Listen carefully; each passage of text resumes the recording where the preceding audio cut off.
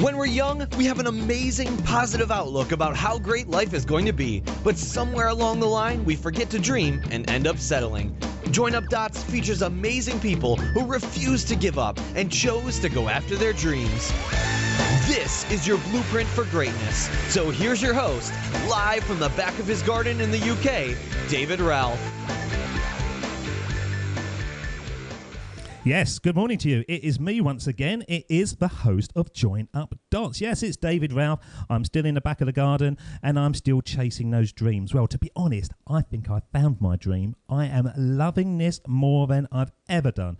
And it's not surprising when I get guests like I've got today, because he is a man who was made for Join Up Dots. I imagine if you roll up his sleeves, you will see the tattoo Join Up Dots all the way down both arms, because he's a man with such a tale, and it's a tale of contrast. At the moment, if you talk to him, he's a man with many strings to his bow, and literally it seems a Midas touch to success in business. But he wasn't always driven to be in the entrepreneurial environment, as during college he focused on a very different path: theatre and musical theatre. This was his passion, his dream, his future. But what happens to a man who realises that the future he had planned for and majored in college actually was a future that started to fill him with dread? What can he do to start again when he has no experience, knowledge or connections other than in the world he had frequented previously? Well, he went back to basics, but this time focused on the things that could stimulate him in business, marketing and entrepreneurial ventures. He started on a new path at the age of 24 and is an entrepreneur, international keynote speaker and best-selling author of Shark Tank, Jumpstart Your Business, the official book from ABC's hit show Shark Tank, on how to successfully launch and grow a business from concept to cash. So with a fascinating story of one man's struggle to find work that really mattered, let's bring onto the show to start joining up dots, the one and only Michael Parrish Dudell. How are you today, Michael? Hey, David, I'm great. Thanks so much for having me. It's absolute pleasure to have you on, sir. And I've got to get this out of the way. I've got to get this out of the way before it blows my brain. But ever since I knew you was coming on the show, I've been thinking, he looks like Matthew Broderick. Has other people have people said that to you? Oh, I get that all of the time. Because you do, don't you? You are a dead ringer. You know what's so funny is that, Ferris Bueller, Matthew Broderick. What's funny is, maybe 4 or 5 years ago, I was at a show and I'm sitting there minding my own business, and who sits next to me but Matthew Broderick? And I didn't do this, but I almost turned to him and say, does anyone ever tell you that you look just like Michael Parrish Dudell? But I didn't know if he was in a good mood that night, so I chose not to. It would have been great if Sarah Jessica Parker sort of got off with you and went away. That would be brilliant. Yeah, right? I'm not sure if my girlfriend would have liked that, but that would have been a story to tell, that's for sure. Your girlfriend would have been okay with it. It gets to that point, but it's such a fantasy world, then live the fantasy. That's the way I think. Right. When I was younger, so much younger than today, I used to get called Hugh Grant all the time. I used to sort of have relatively floppy hair. It's going sort of white now, but at that time, and when I was in New York and Los Angeles was the place. People basically used to chase me around thinking I was Hugh Grant, and I could never really see it. There was a kind of vague resemblance, but the Americans and particularly the drunk Canadian ladies, absolutely thought I was him, and I never really played up to it. Maybe I should have done. Did you? Yeah, I think that was a missed opportunity. Yeah, I think my wife would have stopped that as well. You know, it's funny. I think you were going to ask, have I ever played up the Matthew Broderick thing before? And that's a really funny story. Only once I did. I was in the subway. I think I just moved to the city, and I was actually coming back from the doctor. I wasn't feeling well, and it was winter, so I had sort of this jacket on and a hood over my head, and I hadn't shaved for a while, and I think I was wearing sunglasses even. And this old woman came up to me on the train very quietly and subtly, and she said, "I loved you in Ferris Bueller."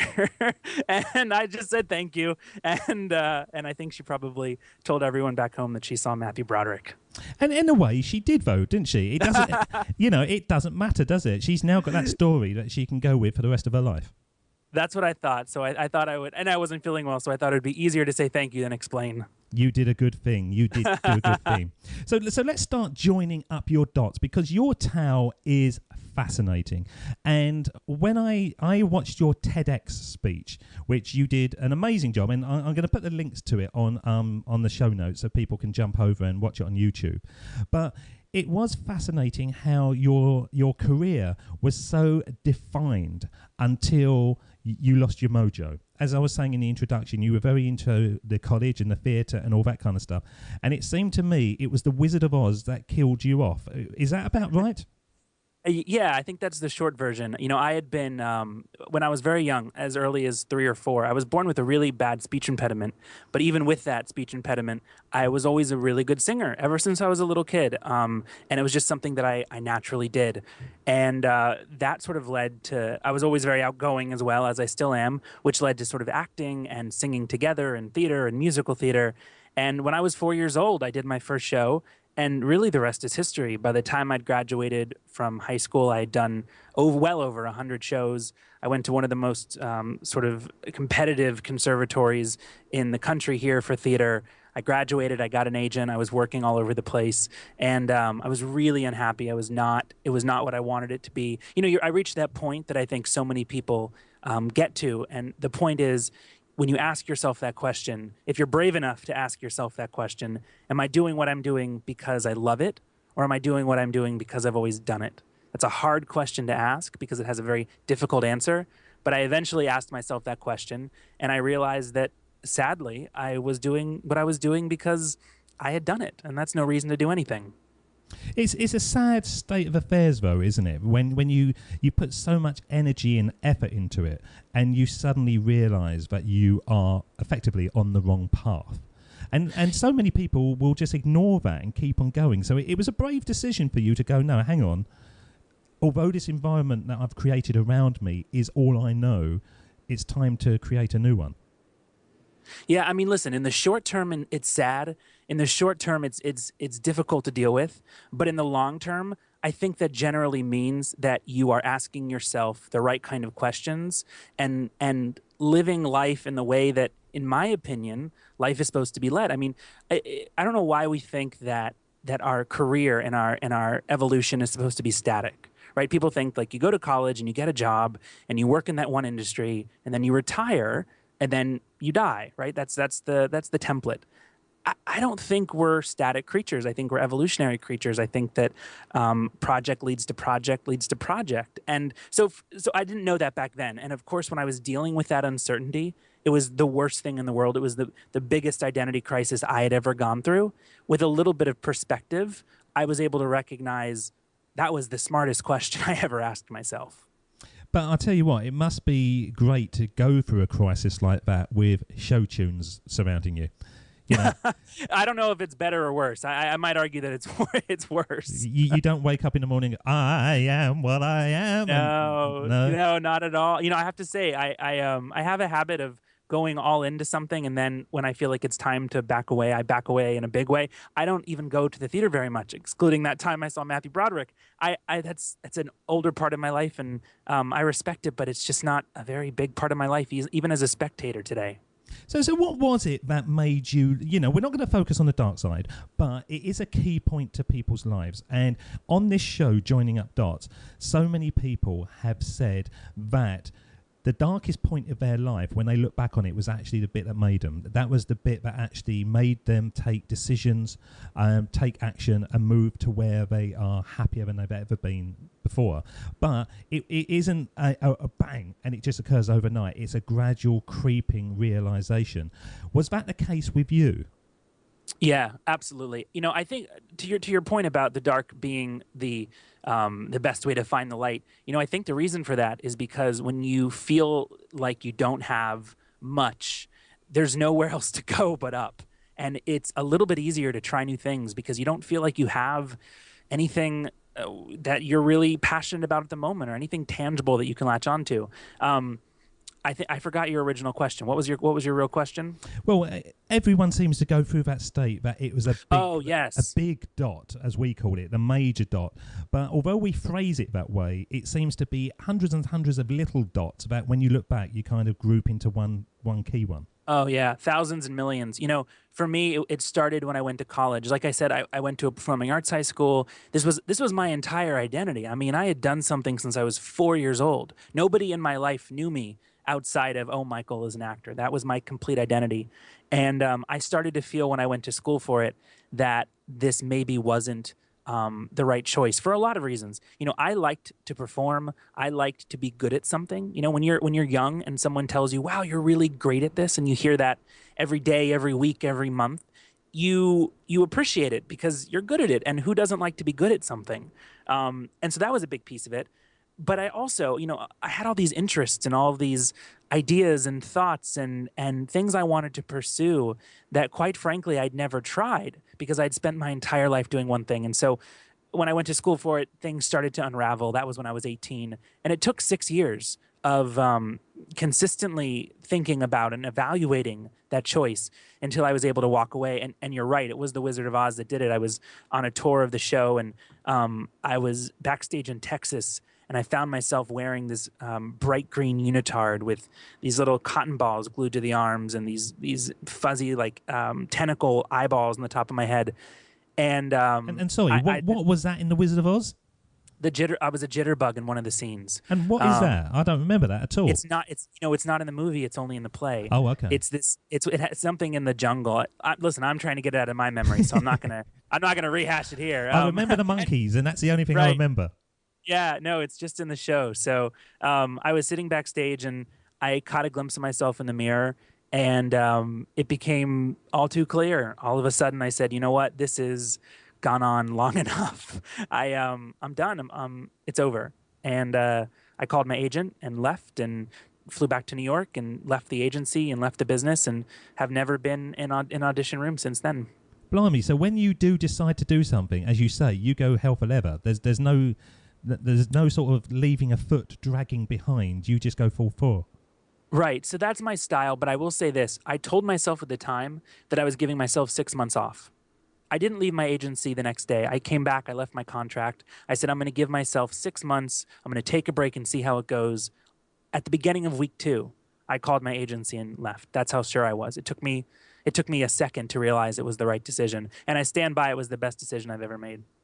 But you are still a performer now. It's quite obvious, isn't it? On the mic here, before we started rolling, I always do a little question to ask what sort of microphone people are using and headphones. You're prepared. You know what sound needs to sound like, and you are ready to do a performance, aren't you? Yeah, I've often said that I'm more of a performer these days than I was even back then. The work I do is scattered. It's consulting, it's media, it's speaking. It's all over the place. I just launched a web series. Actually, we're launching on Tuesday, called The Next Crop, which is a video interview series featuring sort of the next generation of business and media influencers. We launched the trailer and the site on Tuesday, but we have Citrix GoToMeeting as our exclusive season sponsor. We have Forbes as our media partner, which will be launching the episode every Tuesday at Forbes.com. So it's really exciting. I'm hosting the thing, and that's a great example of what you just said. A lot of people, this is the big misnomer. A lot of people think when they're about to transition or thinking about transitioning, they think that they're going to throw away everything that they work towards. Yeah. All of the time and energy and skill that's gone, that couldn't be further from the truth. What actually ended up happening is I used all of those skills I developed in this new line of work, and that is what gives me a competitive advantage today. No experience is wasted, is it? No, not at all. And I didn't used to believe that, but I learned that the hard way, I guess you could say, in that, or maybe the easy way, because it plays a role in my life today. What you learn can be translated into a million different careers, and your job when you're learning it is not to figure out why you'll need it, but to appreciate the knowledge and to use it in whichever way you see fit at the moment. If I join up my dots and I go back in time to when I was 16, I have done a series of bank jobs and not bank jobs like I'm robbing the place, but working in banks and insurance. And I've been in sales, I've been in training, I've been in all of them. And I can actually look back and I can, as you say, take something from all of them that I'm using now. And it may not be, obvious, but if I take it away, I'm missing it. So it completes the picture somehow. Yeah, absolutely. Why do you think people, because that's a key thing, because what you're talking about there, you're talking about fear, and you're talking about people making excuses for confronting that fear by saying, oh, I've been in this job too long now, it's all I know, how can I start again? But they can, can't they, if they do confront that fear? Oh yeah, I mean it's not an easy thing to do. It took me years. It takes a lot of people years because it's more. Listen, in this day and age, what you do is such a big part of who you are that to walk away from that, it it's so much bigger than a career. It's so much bigger than a job, and you have to be really ready to make that switch, to make that transition before you do it, because to downplay it and say it's not a big deal would be silly. It's a huge deal. That being said, it's something that you have to face. You have to be brave enough to make a move and to make that choice. Otherwise, the alternative is the kind of uncertainty and unhappiness that you're probably living now. You're surrounding yourself with entrepreneurial types. Do you see people who are you many years ago, and do you look at them and think you're on the wrong path? I can see it. You're dragging in each morning. You're spending too much time at Starbucks trying to get coffee and all those kind of stuff. Do you see those people clearly because you've been through that path already? You know, I'm very fortunate. I'm not sure where you're at if co-working has exploded there yet, but here in the States, especially in New York and LA, the co-working scene is really growing. And co-working, for anyone listening that doesn't know, essentially a bunch of entrepreneurs, hundreds of them, share an office building and they share resources and you rent space and you have a really great community. And I'm lucky to work from a WeWork, that's the name of the company, a WeWork location. That's the co-working space in the city. And so I'm surrounded by really passionate entrepreneurs and founders and startup folks all day long. So I don't see that in my day-to-day. Where I do see that is when I consult for a lot of companies, and often when I go into a company and I meet with employees and I sit down and I get to know sort of the team members, I do see that. Not all the time, but certainly enough to be aware of it. And I think that's really dangerous. I think when you go into a job and you coast every single day, it breeds a kind of apathy that I think is dangerous because it leaks into every other part of your life. I honestly think apathy is always the enemy. I'm going to use a C word on here, and it's a shocking word. Okay. Comfort. I think that is the most vile word for people that are just comfortable. And you say coasting, comfortable, and it's never too bad, but it's never too good. And they just float along until the weekend occurs or the next paycheck comes along. And if you say to them or you get them worked up about something, what would they most like to do in life? They can reel off all these things that they really want to do, but they don't because they're just kind of comfortable.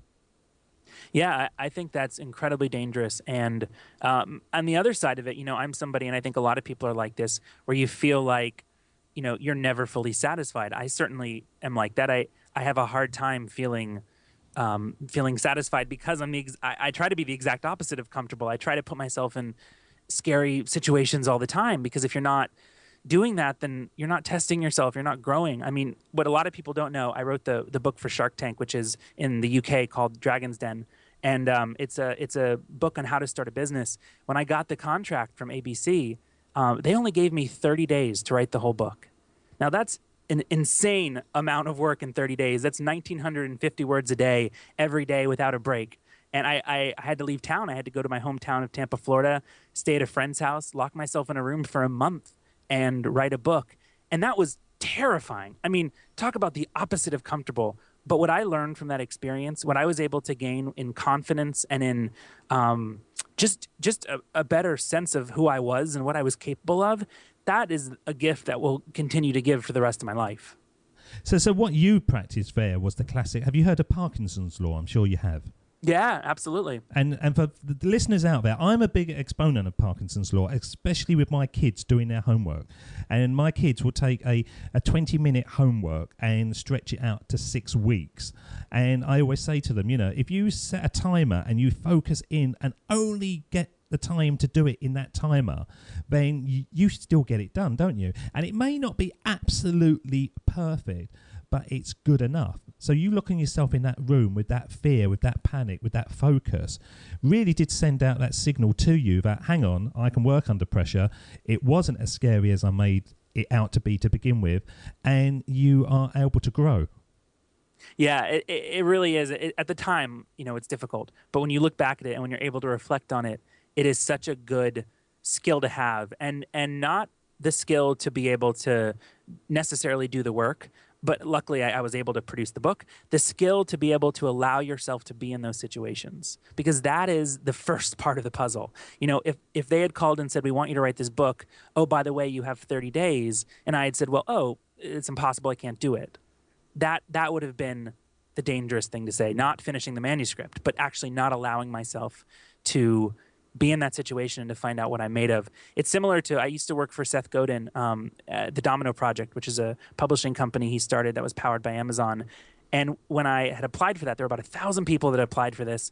And he called 12 of us into the office, 12 people for a group interview. So we all go to Seth's office. And of course, I knew a lot about Seth's work. And I was a big fan and very excited about the project. And we go in and we're in front of all of our peers. And he has us do a ton of different little exercises and weigh in on ideas and all this stuff. And one of the exercises he gives us is he gives us all paper and pens and pencils and all of this and I think markers. And he said, okay, I want you to think of the last book that you read that you really enjoyed. And he said, now, none of our books are going to have traditional covers, so all of the information is going to have to be on the back cover. So right now in this room in front of all your peers, I want you to sit down and I want you to design the back cover of the last book you read as though we're publishing it, and you have 4 minutes. And in 4 minutes, we had to have a strategy, design something, and then present it to the group. And I think that tested a lot of things about who we were. But one of the things it tested was, can this person step out of the resistance, step out of those voices you have in your head that said, I can't, and just throw yourself into something blindly? Because that's a big part of being successful today. It's a total part. It's the old screw it, let's do it thing that Richard Branson talks about all the time. He's more likely to say yes to an opportunity and then thinks, how the hell are we going to do this afterwards, than pass up on that opportunity in the first place. But that does come with confidence, doesn't it? It's all right, somebody like yourself who is successful, has got so many strings to their bows, but somebody who is waiting to take that first step, they're unlikely to grasp that opportunity, aren't they? It's possibly too big for them. How could they kickstart themselves if they have never done anything like that before and it's the first go for them? Yeah, it's all about establishing proof points along the way. I'm not that old. I just turned 31 recently. I had the career shift when I was 24. So let's call it 6.5 or 7 years ago. And I have a very clear memory of sitting in my therapist's office when I was just about 24, maybe 25, and talking about all these things I wanted to do. And at the time, I had just gotten this job in media, and I really wanted to grow that. And I sat there and I said, the only problem is that I'm just not a really smart person. I really believe that. I said, I'm talented, I can sing, I'm funny, I can get along with people very well, but I don't have I'm just not smart. I'm just not smart. Why did you think that? Can I just jump in? Why do you think you thought that? Because my whole life, I had done one thing. I had gone to a high school, a performing arts high school that put talent over everything else. I was able to quickly go through my classes and not pay much effort to that and focus on my arts. And then I went to this university where we didn't have to take math, we didn't have to take science. I took the easiest classes of every possible choice just so I could spend all my time working on my craft and working on my arts, because I thought that was important. So my whole life, I had been able to coast by without much of a education, because people said, oh, well, this guy's going to be this guy's talented, he's going to be famous, he's going to be blah, blah, blah, blah, blah. And so what happens when you do that, at the time, you think you're getting away with something. You think, aha, I have tricked them all and I'm doing exactly what I want to do.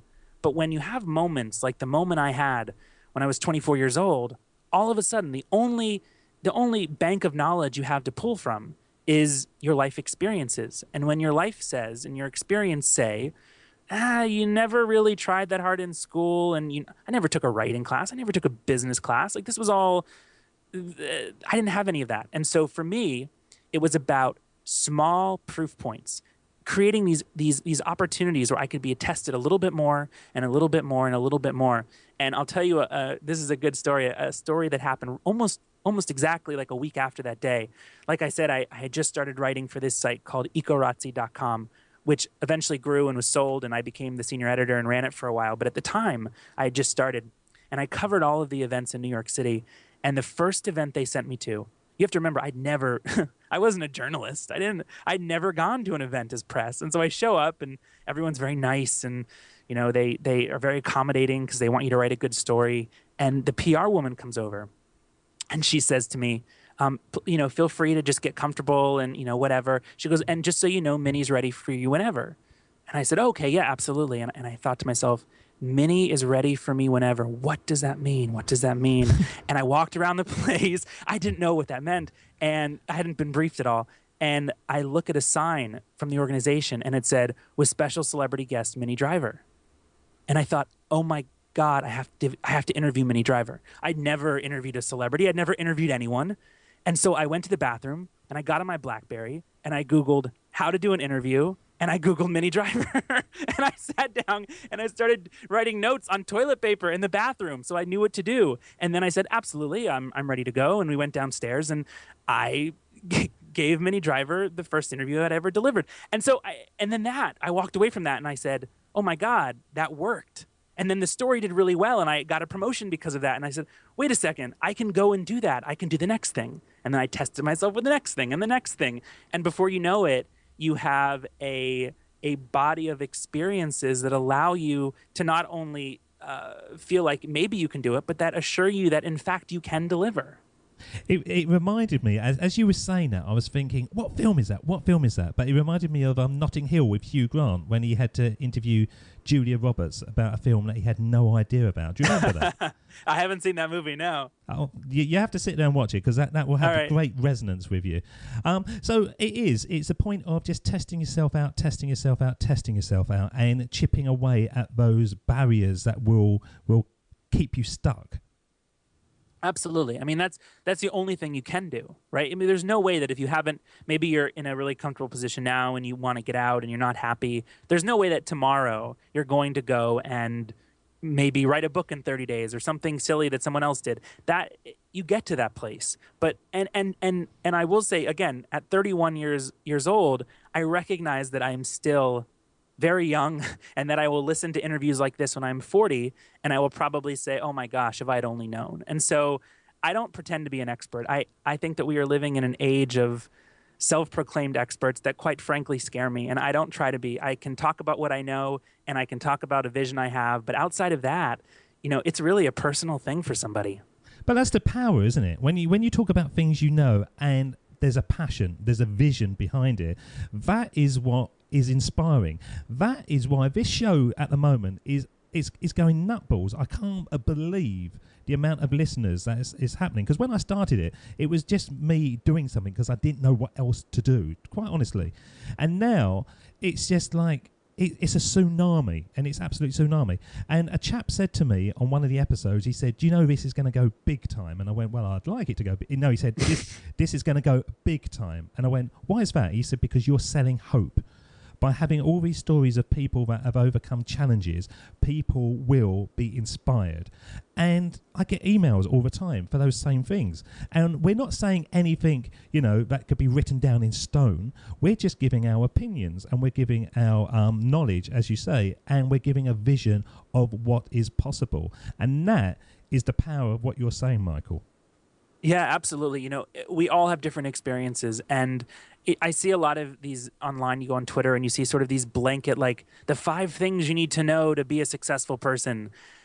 That's just not true. There's not 5 things you need to know. It's different for different people, and I think it's more about not the 5 quick, easy things, but a new way of thinking and a new way of acting, and that is something that takes time and effort and continuous attention to growth. And I work on that every day, and I hope that people who want to sort of go to the next level accept that and are willing to work on it too. Well, I'm going to play you something now, which I've just started playing in some of the shows, probably from the sort of the 70s onwards. And this is a tiny little snippet from a speech by Jim Carrey. I don't know if you heard this recently, that he stood up in a university and did this 26-minute speech. And no, I didn't. It's brilliant. It's really brilliant. And most of it is for laughs. But then there's this bit in the middle, which I've now taken. And I thought, this has got to go on the show. And before then, I've only played the words of Steve Jobs, which I will do as well, because they're vitally important as well. But you listen to this, and this is Jim Carrey, so the comedian. You don't expect such depth, but This it's a whammy, Michael. You sit back and listen. My father could have been a great comedian, but he didn't believe that that was possible for him. And so he made a conservative choice. Instead, he got a safe job as an accountant. And when I was 12 years old, he was let go from that safe job. And our family had to do whatever we could to survive. I learned many great lessons from my father, not the least of which was that you can fail at what you don't want. So you might as well take a chance on doing what you love. Is that brilliant or what? Absolutely. I mean, there's no safe job anymore. There's no safe job. And what I think that speaks to is something that I think is crucial, and it's a commitment to not only your short-term goals, but your long-term goals. I think we live in a very short-term world right now. Everything's quick and fast, and people are looking to achieve things in a record amount of time, and that's great and wonderful, and technology's allowed us to do that. But we have to sit back and we have to think about what are those long-term goals, and are we on the path to achieving those things that take a little bit more time? So I think that was brilliant from Jim. Yeah, I like the way that you're on first name basis. I called him Jim Carrey, but you're just Jim. Jim, good old Jim. He is somebody though that is, once again, he's a classic person who has persevered, and he's taken his career from the depths of dodgy little clubs in LA to bigger clubs to Saturday Night Live and all the way up to sort of A-lister. And he is, once again, he's a benchmark of somebody that knows his path and goes for it. Yeah, and that's all you can do. That's all you can do. I mean, there's so many things we can't control. And, you can talk about luck, or you can talk about location or vocation or whatever you want to discuss. At the end of the day, all that you can control is the effort that you put in, the preparation you put in, and the action that you take. And outside of that, there's not much more you could do. It's interesting. When I was an actor, there's this idea about type. And the idea is you should know your type and what type you are, and certain types play different roles. And I had a teacher once that said, we were talking about type, and she said, shut up about type. Type is none of your business. Type is the casting director's business. Your business is to do the work. And what's interesting is that something that has played a role in my life in a lot of different ways. When I say to myself, oh, I can't do that. Oh, someone's better. I hear that in my head and I say, you know what? Shut up about that. That's not your business. Your business is to sit down and do the work, and what will happen will happen. And it's worked for me so far. So what does hold you back? Is there anything when they come up with an idea or something and you think, no, actually, that's beyond me? Or is it just when you think, no, actually, that's not really what I would be focused in on? Ooh, that's a good question. What holds me back? I mean, I'm certainly not somebody who's fearless in any way. For me, it's really interesting. For me, stability is really important to me, which is funny because I chose to go from an actor to a writer to an entrepreneur. So you wouldn't think that looking at it. But in fact, stability and patterns and scheduling, and I am someone who can't be creative unless there are certain frameworks in place. And so for me, what holds me back is when I feel like something is a little too dangerous. For instance, if it requires a massive investment, or if it requires me to do something that might completely destruct some sort of framework that I built, then I get a little bit like, because I know myself, and I know that I need to have a baseline of stability in order to be successful. And so it's not that I'm risk adverse, it's that I am sensitive to risk if it jeopardizes the thing I know I need to be a stable, normal, functioning person. Does that make sense? It makes total sense. And as you was talking, I was thinking, does that make the uber successful people, are they people that are willing to break what they've created for the ability to get even bigger? I think maybe. I also think that certain types of quote-unquote isms play out in different ways. So for me, I'm not somebody who will ever risk his business so that he doesn't have any money in his bank account. Because honestly, I wouldn't be a good person that way. I wouldn't be a good entrepreneur. Now, have I taken my bank account very low to put something on the line? Absolutely. Lower than I would like? Absolutely. But I'm not somebody who's not going to know how he's going to pay rent next month ever. Because that's just, if I had to wake up in the morning and say, I don't know how I'm going to write my rent check in 15 days, I wouldn't be able to do anything all day long except think about that challenge, and that would put me out of the game. So I think sometimes that can hurt me, but most of the time it served me, if that makes any sense. It all makes total sense. And as you talk, I'm reflecting on myself, because I don't like the phrase entrepreneurial, because I don't think I am in any shape or form. I'm doing this and nothing more. But what I have developed big time, and I never had it before, was what I call a hustle muscle, and the ability to be able to create this from nothing. And I am incredibly proud of this little show that is starting to find traction in the world, because it was my dream and it was my ability to join up the dots and make something of it.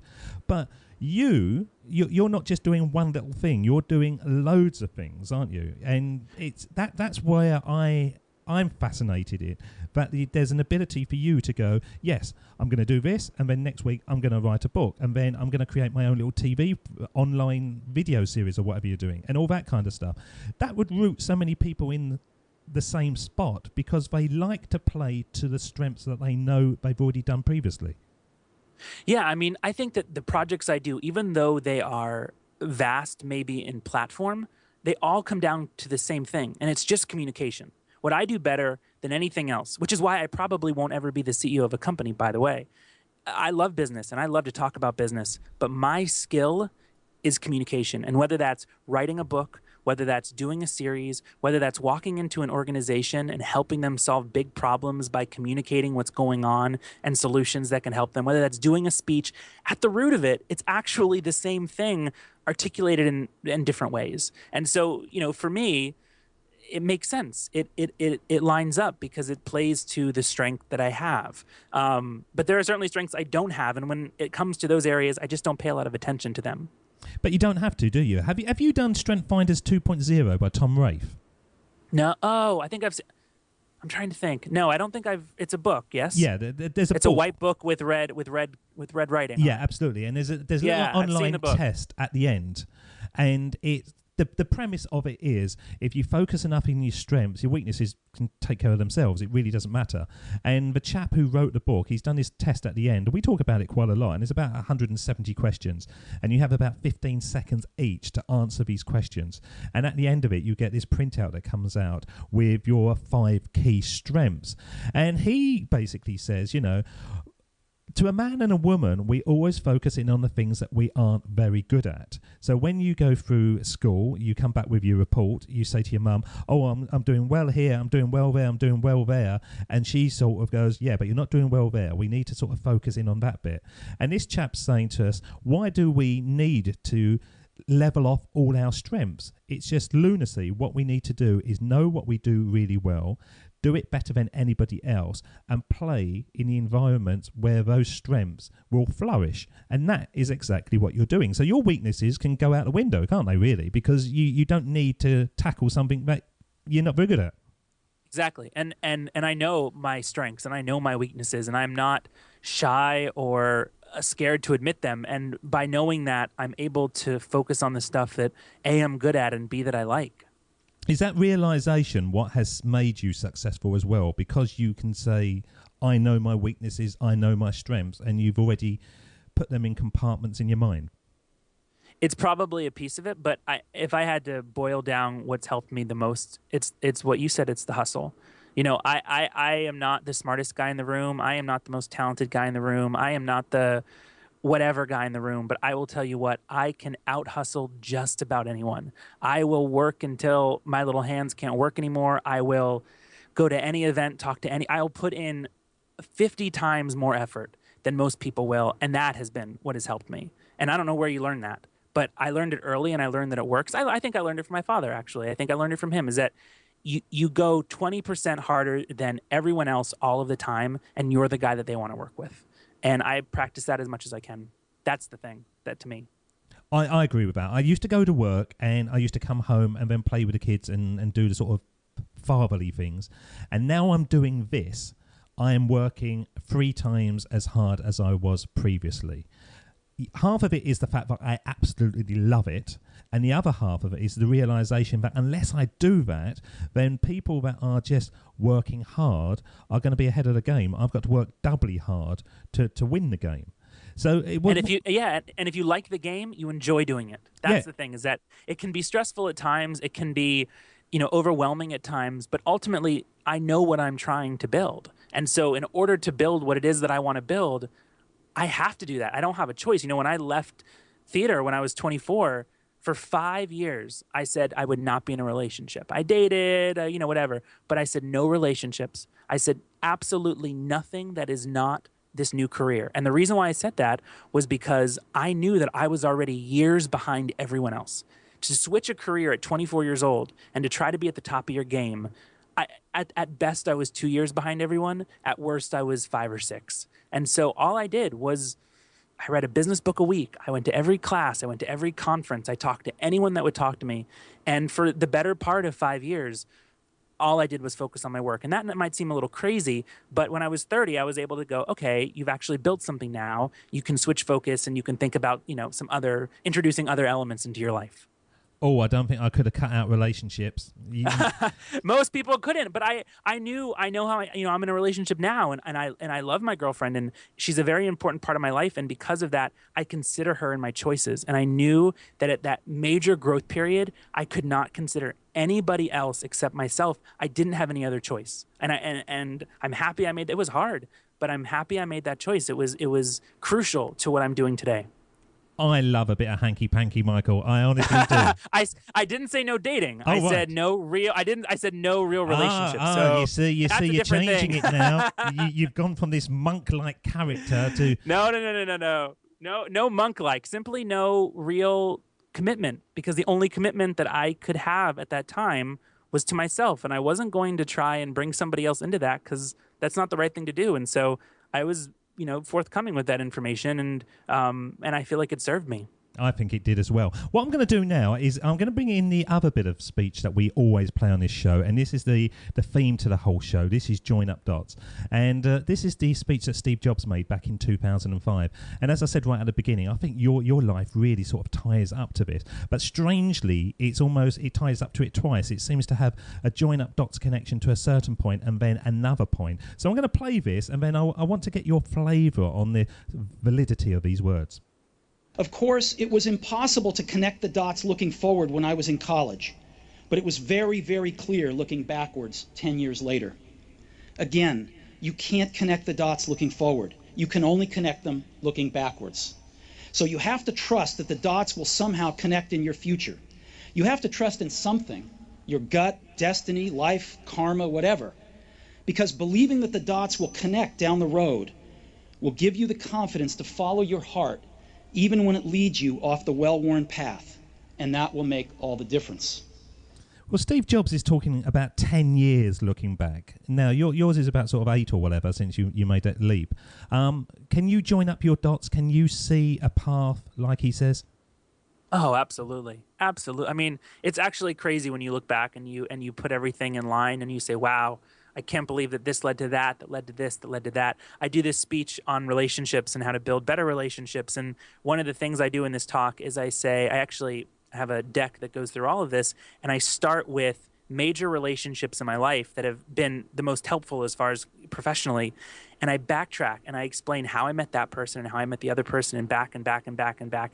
And I actually do a life cycle of how I met the person that has sort of super connected me. And it's really interesting because that's exactly what he's talking about, is that at the time, you don't know the relationships you're building, the work you're doing, the ideas you're having. You don't know what they're going to turn into. But in fact, when you look back, you start to see a through line. I found that even in this show, I've had some guests on, which I can tell you, Michael, because they're probably not listening, I didn't have a clue who they were. And they'd kind of come through to me. And in the early days, because I was getting it off the ground, I would have had anyone. I would have had my wife doing silly voices for 6 episodes just so that I could get it off the ground.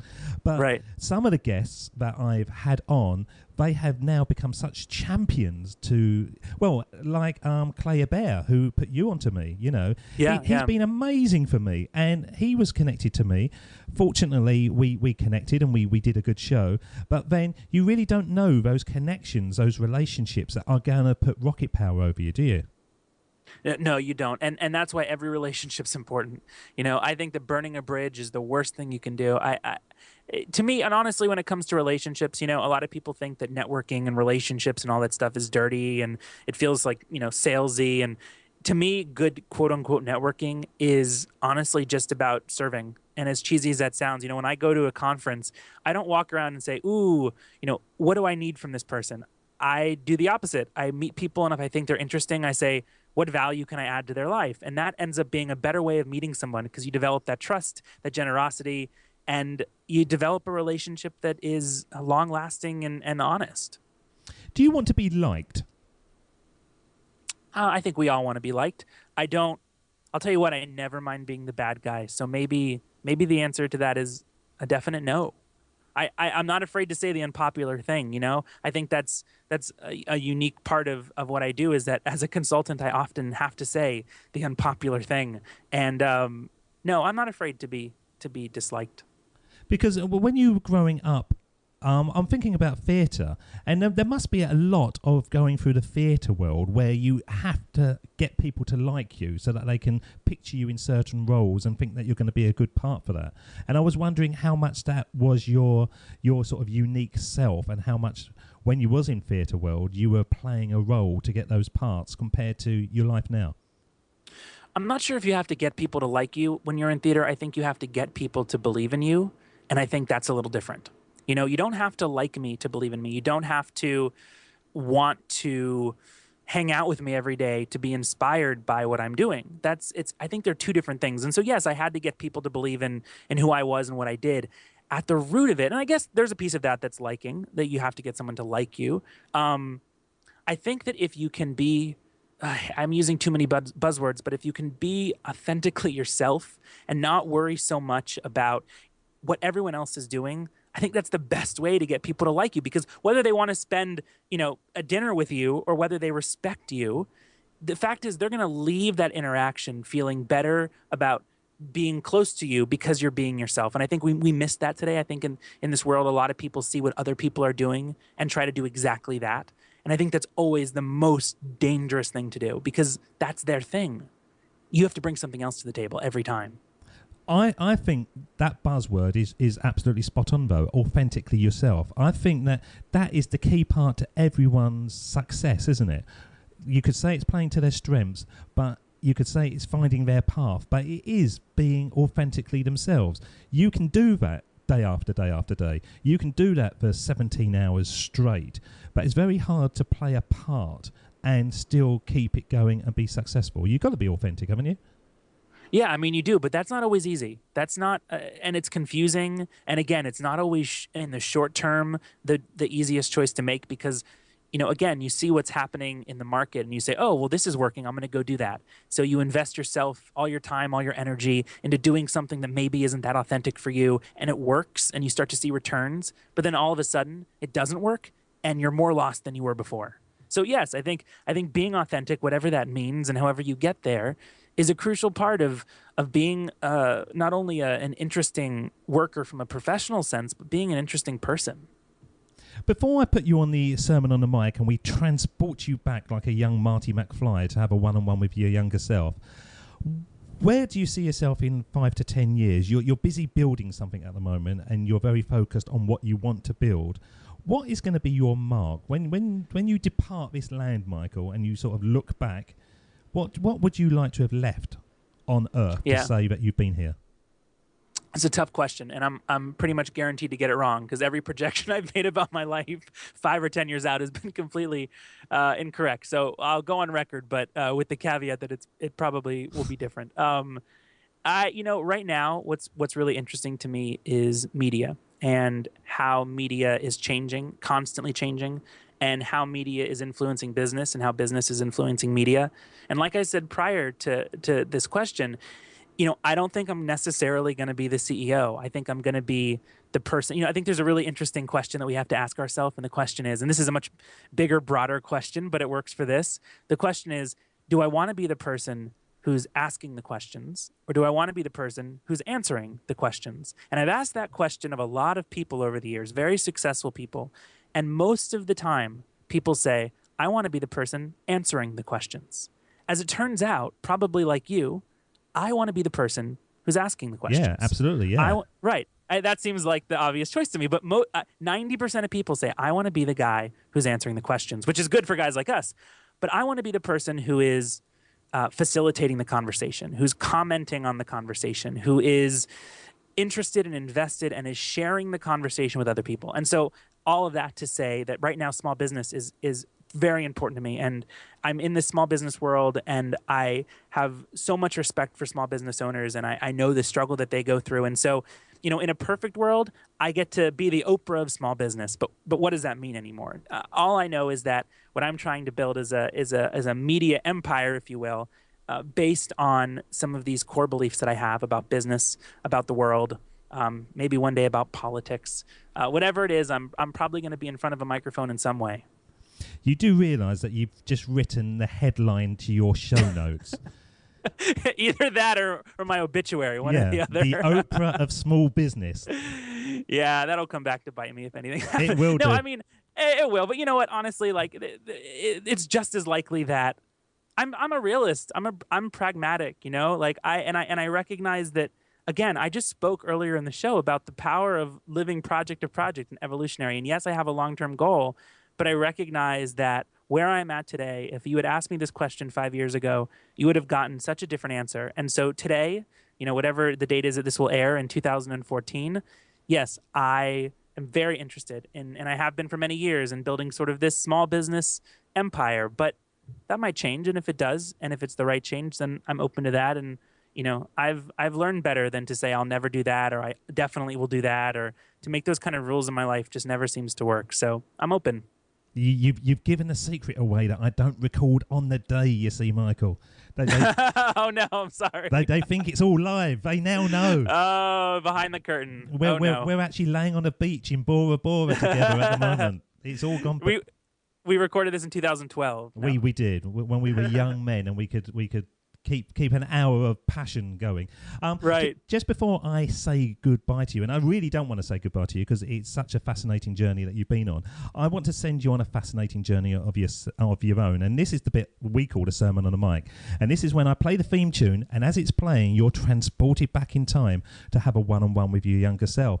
And always fascinated to know what age younger Michael you would choose. So this is the sermon on the mic. Ooh,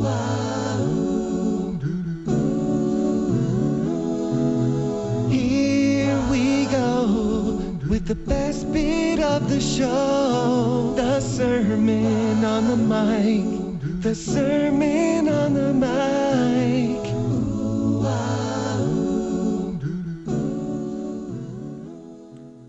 So I guess first I'll just say that both of my parents are therapists, so the fact that I'm having some strange conversation with an inner child seems appropriate and a little bit terrifying. I would probably choose a high school age. Let's call it 14, because that's when I was a freshman in high school. And, I think that it's easy to make some big decisions about who you are and what you value and who you will become, and then to live your life based on those. And as you just heard in my story, I made some choices that I thought were going to be definite and turned out not to be. And because of that, I wasn't always as open to learning, and I wasn't always as open to building and creating and seeing the world around me. So I would go back to myself and I would say that tunnel vision is most of the time dangerous, and that be careful how much of your life you live with those glasses on, because if you just see what you want to see, and if you just see what you think you're going to see, you're not open to the rest of the world and to the rest of life. And while tunnel vision has served me very well at certain points in my life, I believe that to be successful, you have to know when to use it and when to be open to what's around you. And so I would go back to the younger Michael, 14, 15, 16, and I would say, take the classes that you think are not relevant. Talk to the people that may not be in your nearest social group. Do the things that are what you believe to be out of character.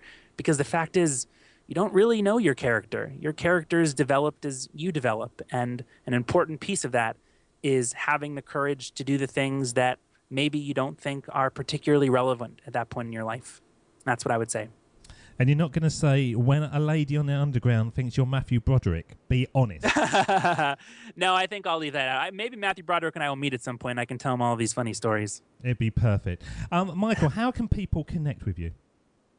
Yeah, well, you can find me on my site, of course. I have a long name, so if you Google it, I'm the only one in the world with it. It's Michael Parrish Dudell. That's Parrish with 2 R's. That's a funny story, too, of why I use all 3. I'll have to tell you that the next time. You can also find me on Twitter, @NotoriousMPD. And if you want to watch the next crop, which airs, it will air probably when this does.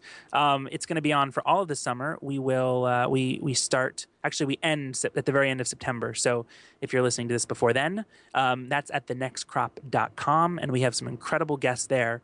And then of course, I'm around. Google me. Always around.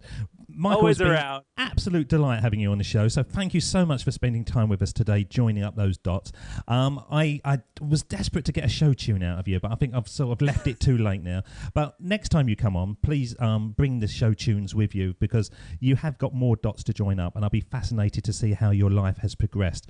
And I suppose the tagline is how to finish it. I believe that by joining up those dots and connecting our past, it really is the best way to build our futures. Michael, thank you so much. It was a pleasure. Thanks so much for having me. David doesn't want you to become a faded version of the brilliant self you were once to become. So he's put together an amazing guide for you called the 8 Pieces of Advice that every successful entrepreneur practices, including the 2 that changed his life. Head over to joinupdots.com to download this amazing guide for free, and we'll see you tomorrow on Join Up Dots.